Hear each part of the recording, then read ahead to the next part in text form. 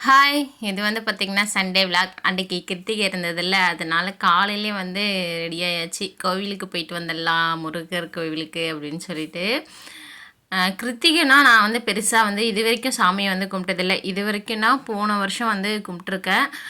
இந்த வருஷம் கும்பிட போறேன். அதுக்கு முன்னாலலாம் எனக்கு கிருத்திகைனா எங்க ஊர்லலாம் வந்து பார்த்தீங்கன்னா, கிருத்திகைல வந்து எந்த நல்ல விஷயமும் பண்ணக்கூடாது. அதுக்கப்புறமா வந்து ஊருக்கு போகக்கூடாது, வரக்கூடாது அதெல்லாம் தான் சொல்லுவாங்க. எனக்கு கிருத்திகைனா அது வந்து முருகருக்கு உகந்த நாள் அப்படின்றது எனக்கு தெரியாது. இப்போ தான் கொஞ்ச நாளா தான் தெரியும். போன வருஷம் வந்து பார்த்தீங்கன்னா, வீட்லவே எல்லாமே செஞ்சு சாமி கும்பிட்டுருந்தேன். இந்த வருஷம் வந்து கோவிலுக்கு வந்து பார்த்தீங்கன்னா, ஃபஸ்ட்டு வந்து கிளம்பி வந்தாச்சு. தம்பி தூங்கிட்டு இருந்தான். பாப்பா மட்டும் வந்து தூக்கிட்டு ஹஸ்பண்டு, நான், பாப்பா 3 பேர் தான் வந்து வந்திருந்தோம்.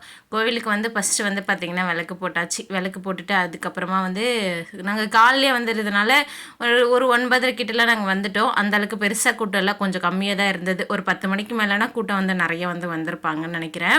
அதுக்கப்புறம் அப்படியே சாமியெல்லாம் கும்பிட்டு முடிச்சுட்டு ஒரு 5 நிமிஷத்தில் சாமி பார்த்துட்டோம். வெளியே வாசப்படையிலேருந்து உள்ளே போகிறதுக்கு மட்டும் தான் க்யூ இருந்தது. அப்படி சாமியெல்லாம் பார்த்து முடிச்சுட்டு அப்படியே வந்து உட்காந்தாச்சு. கொஞ்சம் நேரம் வந்து உட்காந்துட்டு இருந்தோம். ஹஸ்பண்ட் வந்து பார்த்திங்கன்னா, நான் எப்போ கேமரா எடுத்தாலும் ஃபோட்டோ எடுக்கிறதுக்கு போஸ் கொடுக்குற மாதிரியே பார்த்துட்டு இருப்பாங்க. அதனால் கொஞ்சம் சிரிப்பு வந்துடும் எனக்கு. அப்போ சிரிச்சாச்சு. அதுக்கப்புறம் நேராக பச்சையா பாஸ் போயிருந்தோம். தம்பி ரொம்ப நாளாக ஒரு 2 மாதமாக கிட்டத்தட்ட வந்து மே மாதத்துலேருந்தே கேரம் போர்டு வேணும் அப்படின்னு சொல்லி கேட்டுட்டு இருந்தான். அப்புறமா வந்து பார்த்திங்கன்னா, சரி அப்படியே இன்றைக்கி போட்டு நாளைக்கு போட்டுன்னு போயிட்டே இருந்துச்சு. ரொம்ப அடம் பிடிச்சிட்டான். ரொம்ப வீட்டுக்குள்ளவே இருக்க மாட்டேன்றான். எப்போ பாரு விளையாடிட்டு இருக்கான். அதனால் சரின்னு சொல்லிட்டு கேரம் போர்டு வந்து வாங்கிட்டு வந்தாச்சு. இதுக்கு வர காயின்னு அப்புறம் அந்த ஏதோ பாஸ் பண்ணுவாங்களாமே அந்த அடிக்கிறது, அந்த காயின் எல்லாமே வந்து பார்த்திங்கன்னா தனித்தனியாக ரேட் ஃபிக்ஸ் பண்ணி வந்து வச்சுருந்தாங்க அந்த கடையில் பச்சை பஸ்ஸில்.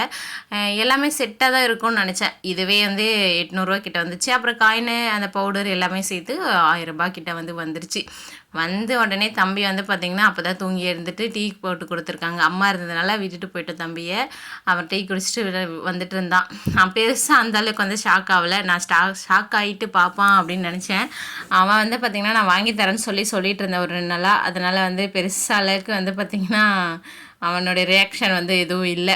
அதுக்கப்புறம் வந்த உடனே அப்பாவா விளையாடலாம் அப்படின்னு சொல்லி கூட்டிட்டு அவங்க அப்பா கூட வந்து உட்காந்து விளையாடிட்டு இருந்தாங்க. பாப்பாவும் கொஞ்சம் பாப்பாவுக்கு தான் வந்து கொஞ்சம் ஜாலியாக இருந்துச்சு. நம்ம வீட்டில் கேரம் போர்டு இருக்குது அப்படின்னு சொல்லிட்டு.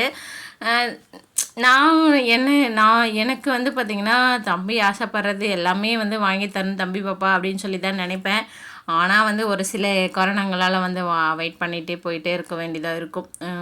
ரொம்ப நாள் வந்து பார்த்திங்கன்னா பசங்க வந்து கேட்குறத உடனே வாங்கி கொடுத்துட்டாலும் வந்து பார்த்திங்கன்னா அவங்களுக்கு அந்த வேல்யூ தெரியாதுன்னு சொல்லிட்டு நிறைய பேர் சொல்லி நான் பார்த்துருக்கேன். அந்த அளவுக்குலாம் வந்து பார்த்திங்கன்னா நான் யோசிக்க மாட்டேன். வாங்கி கொடுக்கணும் தான் யோசிப்பேன். சரி ஓகே, நம்ம கையில் காசு இருக்கும் போது தான் அதை வந்து செய்ய முடியும்ல. அதனால் வந்து அப்போ எப்போ காசு இருக்கோ அப்போ வந்து செஞ்சாச்சு. அதுக்கப்புறம் அன்றைக்கி வந்து பார்த்திங்கன்னா கோவிலுக்கெல்லாம் போயிட்டு வீட்டுக்கு வரும்போது ஒரு 11 மணிக்கிட்ட ஆயிடுச்சு. அதுக்கப்புறம் தான் வந்து பார்த்திங்கன்னா சாமி கும்பிட்றதுக்கு சமையல் வந்து ரெடி பண்ணியிருந்தேன்.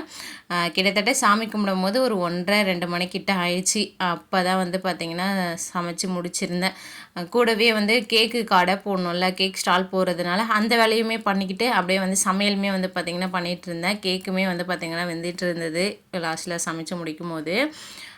இன்றைக்கி வந்து பெருசாக வந்து எதுவும் சமையல் இல்லை, சாதம் சாம்பார் தான். அப்புறமா வந்து பார்த்திங்கன்னா சாமிலாம் வந்து சூப்பராக வந்து கும்பிட்டு முடிச்சாச்சு. ஒரு திருப்தியாக வந்து முருகர் அப்பாவுக்குன்னு ஒரு பூஜை வந்து பண்ணி முடிச்சாச்சு. அன்றைக்கி வந்து சாம்பார், அப்புறம் சாதம், இது வந்து வாழைக்காய் வந்து பொரியல், அப்புறம் வடை, பாயசம் கொஞ்சமாக பண்ணியிருந்தேன். அவ்வளோதான். அப்புறம் நீங்கள் எல்லாம் யாரெல்லாம் சாமி கும்பிட்டீங்க அப்படின்னு சொல்லிட்டு நம்மளுடைய கமெண்ட்ஸில் சொல்லுங்கள். நம்மளுடைய வீடியோக்கு ஒரே ஒரு லைக் பண்ணுங்கள். சப்ஸ்கிரைப் பண்ணாதுங்க, சப்ஸ்கிரைப் பண்ணுங்கள். பாய்.